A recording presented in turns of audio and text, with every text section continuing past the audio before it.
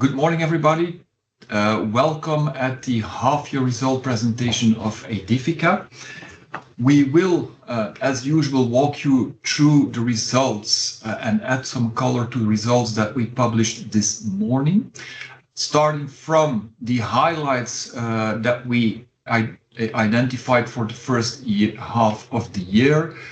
I think what you probably have read already this morning, that we are presenting solid to strong results for the first half year. Portfolio value standing at 6.2 billion euros, generating 181 million euro top line, leading to 123 million euro result, EPRA earnings that is, which we will explain in further detail during this call. I think that one of the main events during the first half year is the fact that we exited from the Swedish market, leading to 7 countries in which we are doing business today. Also important to flag is that we see that the positive trend in terms to like-for-like valuation of the investment properties continues in the first half of 2025.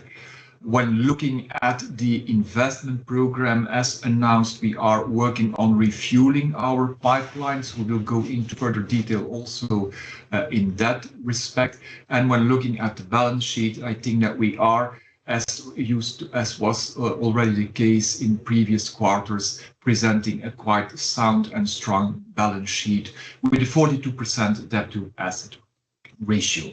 Now, this about the highlights. Before I pass on to Ingrid, who will dive into in more detail about results and balance sheet, maybe just bringing to your attention that as announced, we are working once again on growth, in the sense that we're working on refueling our investment and development pipeline.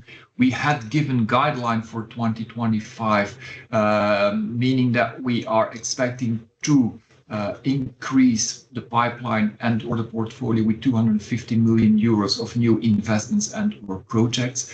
As of today, we are standing at 121 million euros of new investments and projects added. As you can see on the map, focused on 3 countries, being Finland, where we have a combination of standing assets and new developments that we are adding to the pipeline, but also in the UK and Ireland, where we have been active. Looking at the existing pipeline, 7 projects have been delivered, which is roughly 65 million euros. If you set that or compare that to the guidance that we have given, I think it's clear that we're well on our way on executing and delivering on the strategy that we announced for Aedifica. So once again, you can see that we're more than halfway in terms of the 250 million euro guidance that we've given for new investments and projects, and we're quite confident that we will be able to deliver on the 250 million euros. Go into that later. Project completions more than halfway, and I'm fully expecting to deliver up on the guidance. And then asset rotation, I think there the main thing to be flagged is that the deals that we absolutely wanted to do in 2025 have been done, and I'm mainly referring to the exit in Sweden. So that means that we're more than halfway. The remaining 70 million, to be quite honest, is becoming for us more a nice to have than really a must have, but we are still working on some transactions as we speak. Now, this being said, so in terms of highlights, I think I flagged what we needed to flag, and I'll let Ingrid dive into the details of results and the balance sheet. Okay, good morning. So my turn to guide you through our income statement and our financial strategy going forward. So first of all, let's have a look on the income statement. So what you can see here are the EPRA earnings, as already noticed probably in our half-year results. EPRA earnings are up compared to previous year with 4%, leading to 123 million, 2.59 euros per share. Now, this increase is mainly driven by the increase in rental income of more than 9%, combined with a good cost control, helping to increase the EBIT margin towards 86.6%. For the full year, I do expect that in the second year half, this EBIT margin might slightly decrease, but we do expect full year that we will still be above the 86%. Then let's have a look on the financial charges. So you see an increase in the financial charges compared to previous year, but still we can report a low average cost of debt of 2.2%, supported by the hedging. Hedging currently stands at 87%, and also for the 2 years that are coming, hedging percentage remains high, above 80%. And then gradually in 2028, we have some more refinancing to be done on fixed interest rate debt. Then the main difference this year is coming from the corporate taxes. As you're all well aware, there came an end to the regime of the fiscal beleggingsinstellingen in the Netherlands. So this has an impact in the accruals of the current taxes in the Netherlands. For the full year, we are expecting that it will be an amount around 5 million. And when you start comparing with 2024, I also need to bring a reminder that in 2024, we benefited from a one-off refund of 4.2 million, which of course is no longer the case in the numbers that you see on 2025. Then moving over to the net result by including the non-cash elements. So first of all, the changes in fair value of the investment properties. So the valuation itself was positive on the first year half, a like-for-like change of 0.5%, where we mainly see increases in the valuation of the assets in the UK, the Netherlands, Ireland, driven by the indexation. Then we have the line gains and losses on disposals, where you see a loss of almost 12 million. As a reminder, this is a loss that is related to the disposal of the portfolio in Sweden, which we already reported at the end of Q1. The Swedish portfolio was sold with a slight loss, less than 4% compared to the fair value. But there's also the impact of the currency translation, which in the past was booked under the equity. And following the disposal of the assets in Sweden, this amount is recycled in the P&L. In itself, it has no impact on the NTA because in the past it was already included in the equity. And then you also see that the deferred taxes went up with 11 million. This is driven by the difference between the fair value and the fiscal value of the assets, mainly in the Netherlands and Finland. The increase of the rental income. So rental income went up from 165 million towards 180 million. First of all, we have the impact of the acquisitions and the deliveries, a bit more than 10 million, partly compensated by the disposals. Then secondly, we also have what we can call the organic growth in the portfolio, driven by the indexation, plus 4.2 million. And the impact of the contingent rents. So contingent rents are mainly coming from the UK and supported by the strong performance of the UK operators. As we already announced in the guidance this year, we have a catch-up of historical contingent rents, which were invoiced in Q1. So you can consider that an amount of 4 million is non-recurring, is exceptional, and has been booked in Q1. For the remaining of the year, we are expecting that on a full year basis, we will have what you could call normal contingent rents, but still based on the operational performance of the operators, of around 1.5 to 2 million euros. On this slide, you can see the same increase of the rental income, but this time presented on a by-country basis. So like just explained, there's a strong increase in the UK following acquisitions and deliveries, but also supported by those contingent rents. And in Finland, it's mainly coming from portfolio growth. Then in the like-for-like calculation itself, there's an increase of 3% that can be split between 2.5% coming from rent indexation, 0.2% rent reversion, and 0.3% coming from the currency exchanges. The historical catch-up is not included in the like-for-like, so we deducted that from the calculations. Finland is showing a somewhat lower like-for-like, 0.7. This is driven by the fact that the inflation in Finland currently is quite low, and most of the lease agreements were indexed at the beginning of January. All other countries, I would say, show a like-for-like that is very close to the inflation in each of the countries. Germany laying a little bit behind, because in Germany you do not have the full impact of the inflation, and it only is triggered when a certain threshold is reached. Moving over to our balance sheet, so the debt to asset ratio, 42.4%. If we deduct the excess cash that we had on the bank accounts at the end of June, it's around 42%. More importantly is that when we do the forecasting, that we are expecting that by year end, our debt to asset ratio will be around 41%. Traditionally, the debt to asset ratio is at the highest point at the end of Q2, following the payment of the dividends. Then our funding, our financial resources.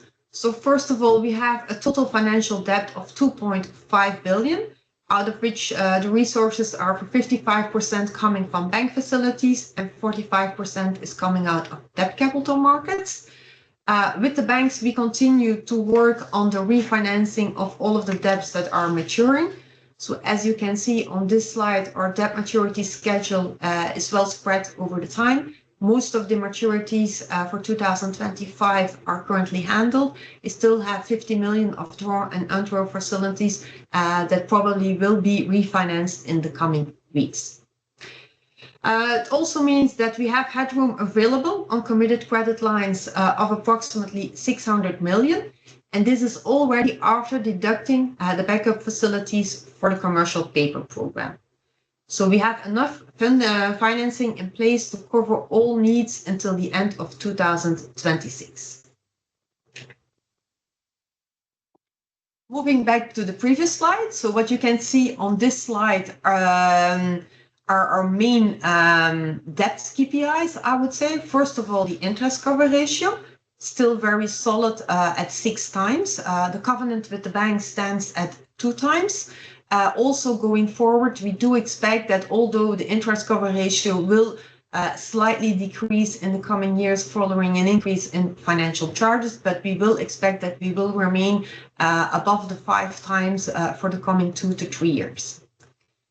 Net debt to EBITDA also decreased compared to the previous reporting, 8.2 times.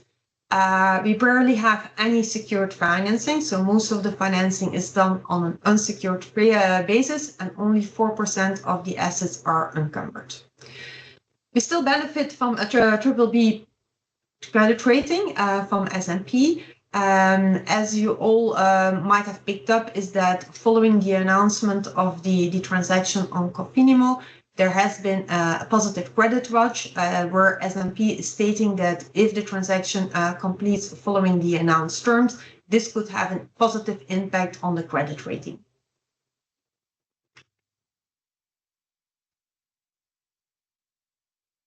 So I can hand over back to Stefaan.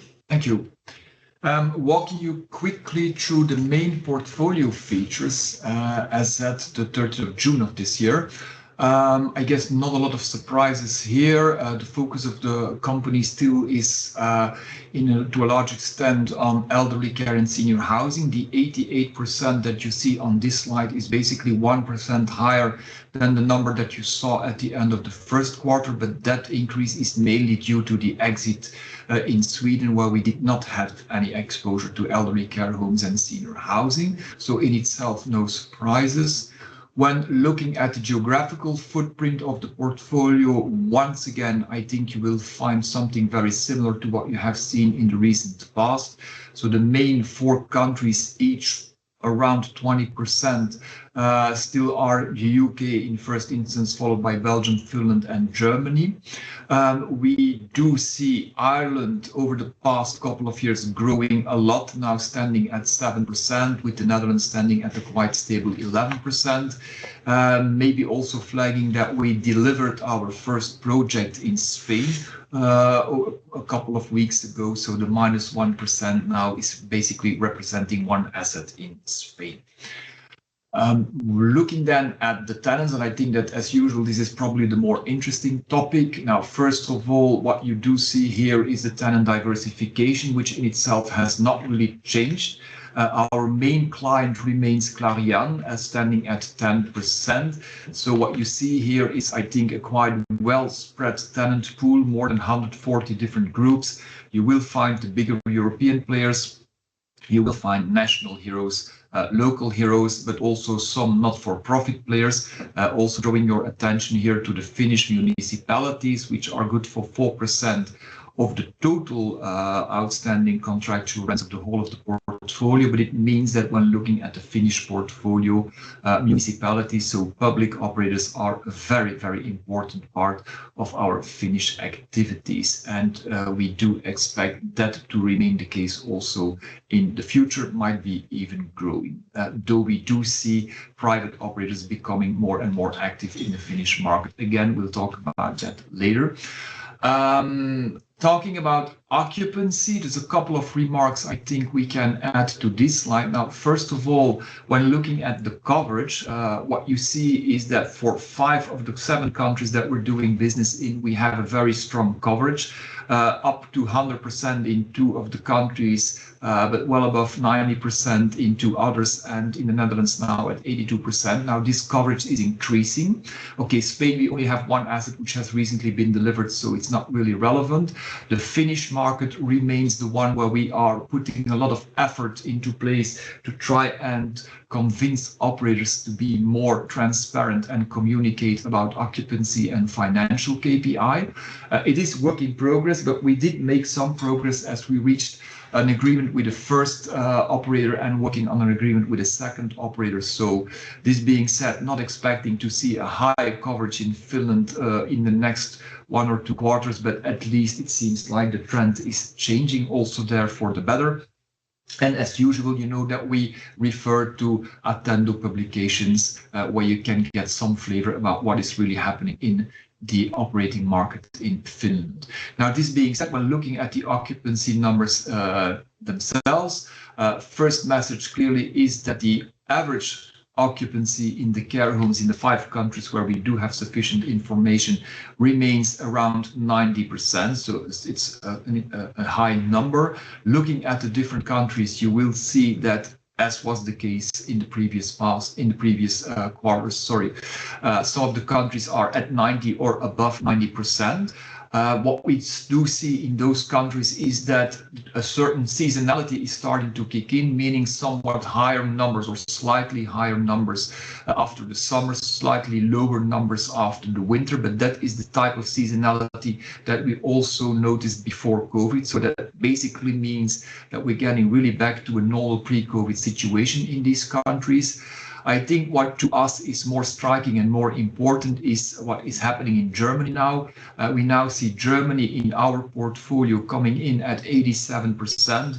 But if you look at the like-for-like growth, which is basically comparing mature assets at March 2024 and at March 2025, we do see almost 400 bips like-for-like growth in occupancy. So which is a clear indication that also in Germany, the trend has changed and occupancy is absolutely picking up. Now, what does this mean in terms of rent covers and operating margins of the operators? Well, as was the case in previous quarters, we can show you the rent cover for the whole of the UK portfolio of Aedifica, which remains at a very, very high level above 2. Very strong rent cover on the back of very strong operating margins, well above 25%, flirting with 30% in the UK portfolio. We are working and collecting more info in some of the other countries like Finland and Belgium. So I've promised this already before, but it is evolving in the right direction. So hopefully in the near future, we will be able to also show you rent covers for the Belgian and the Irish portfolio. Now, this being said, to add some flavor to what we see happening in the countries, I think that first of all, we can confirm that UK and Ireland remain very, very strong performers in terms of operator performance.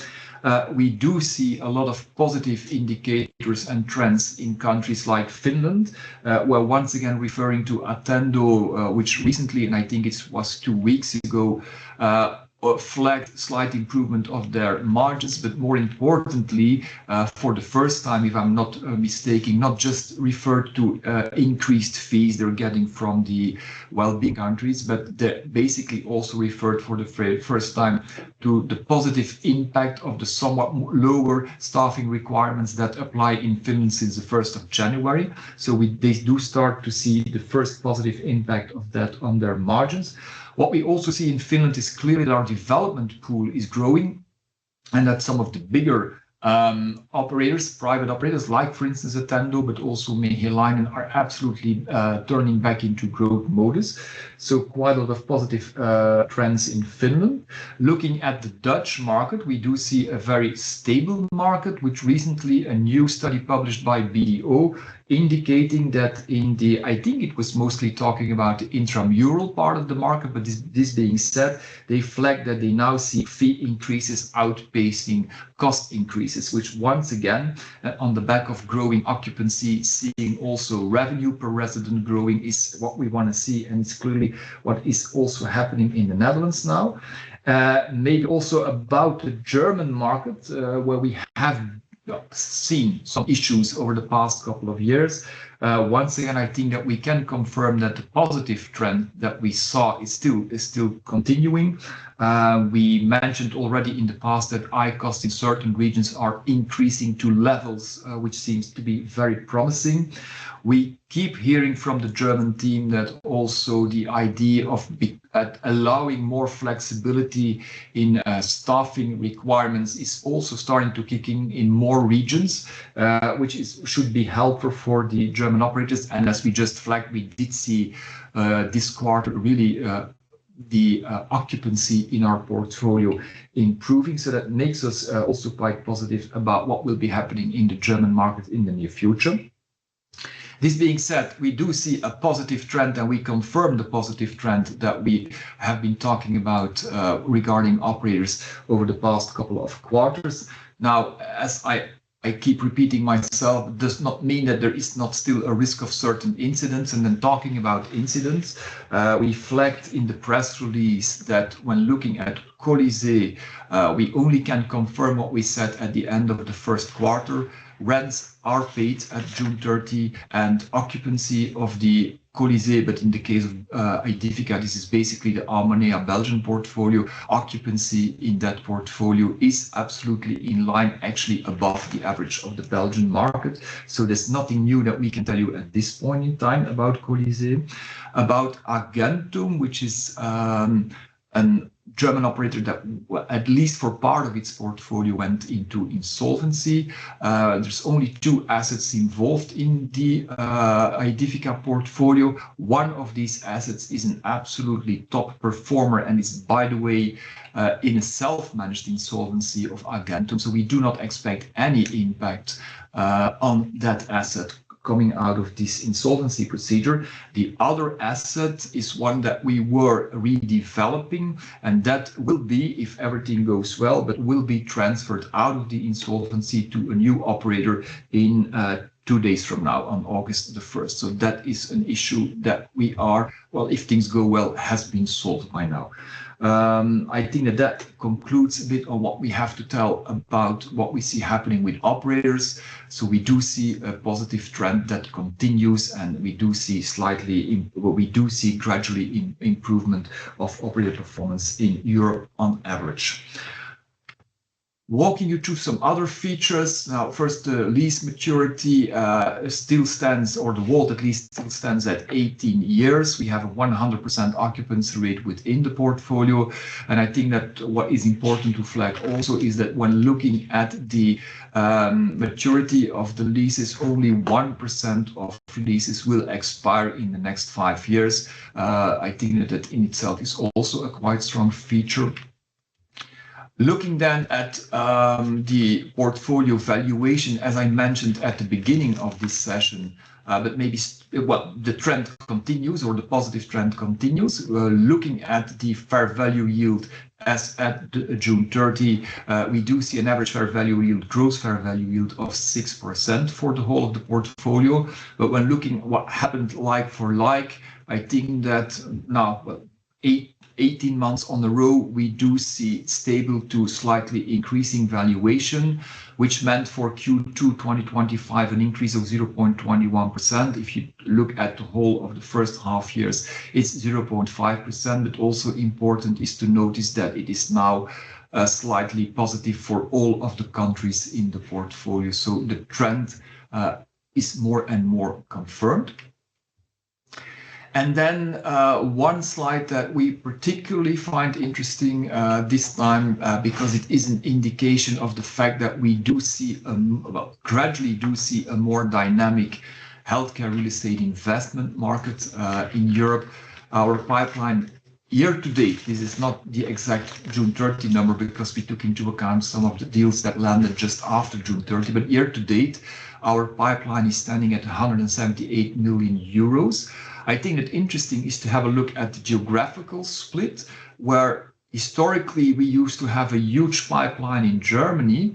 We do still have a pipeline in Germany, but it's basically, it's to a large extent, one bigger project that is being executed right now. Historically a legacy project, but that has been renegotiated. But I think it's more important to look at the other countries that are becoming more important. And I guess without surprise, we're talking about the UK, Ireland, and Finland. I can confirm that our Finnish in-house development team is building up once again a pipeline at the yield targets that we're looking for, and that we're also building up a pool of potential future projects that might become committed and that we expect to become committed in the next quarters. Whereas both in the UK, but certainly also in Ireland, we do see still a lot of potential.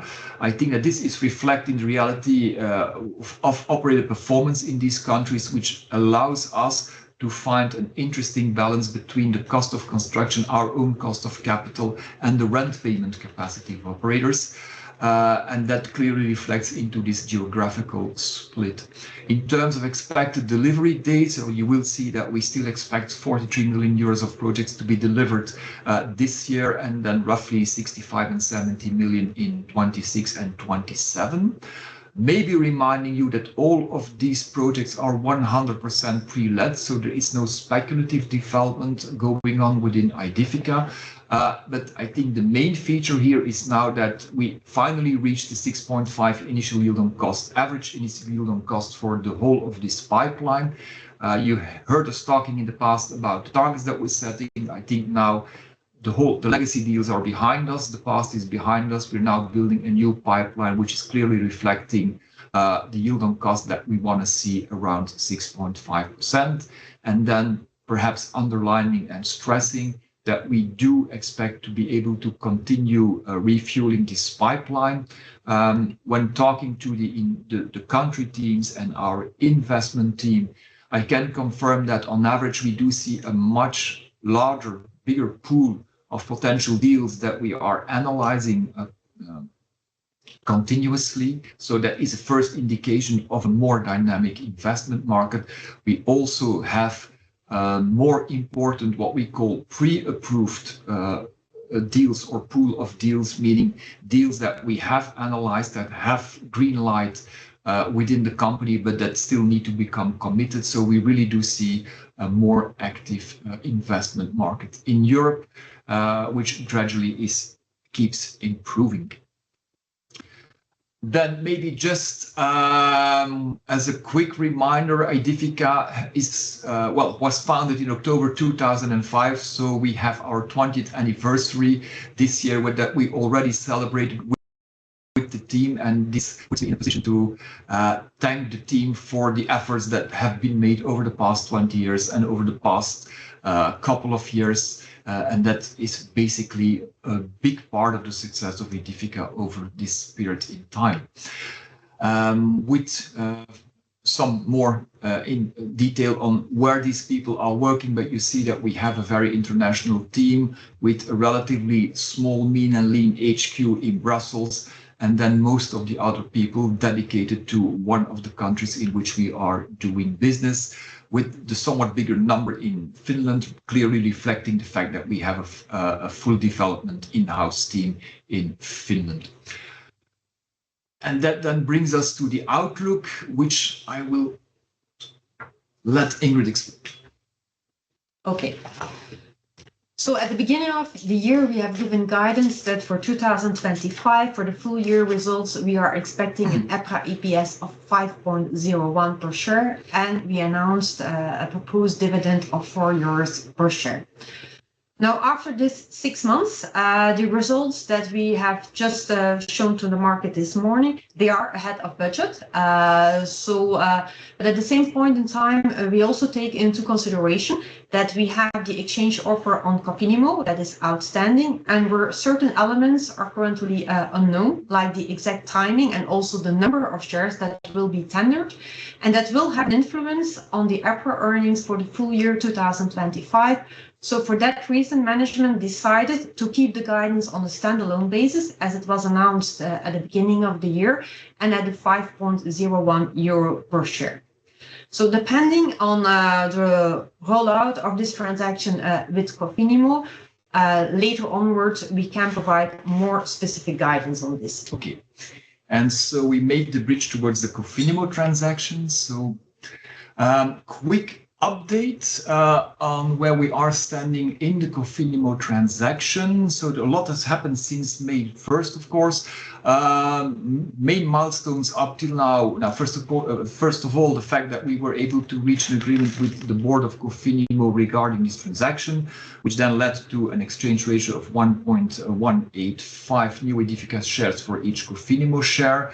So a deal that is recommended now. Second main milestone is the EGM of Aedifica on July the 11th, during which we got approval of our shareholders for the capital increase that we need to be able to execute the exchange offer. And we got approval with an overwhelming 99.9% approval rates, for which we like to thank our shareholders.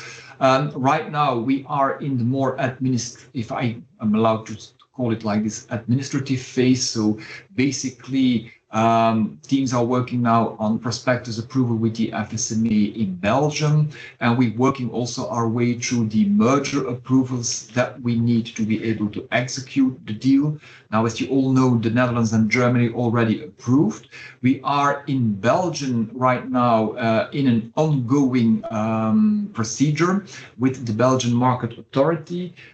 Today, we are in the pre-notification phase of this procedure, meaning that it is the Investigation and Prosecution Service, so the IPS of the BMA, which is conducting its investigation. Now, this is a phase which is, first of all, totally confidential, and secondly, it is a phase without any strict deadlines. So basically what the IPS is doing is they're talking to the market, they're sending out questions to whomever they deem interesting enough to ask questions to, including, of course, Aedifica and Cofinimmo. That phase is ongoing, as I said, confidential, without strict deadlines. And that has led then to the press release that we've sent out, I think, 10 days ago, flagging to the market that we expect that the indicative timeline that we had put forward previously is probably not the one that really in the end will be the final timeline. So it's an ongoing process. At this point in time, there's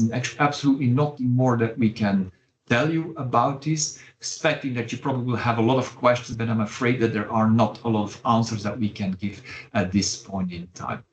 I think that this concludes the presentation that we prepared for you.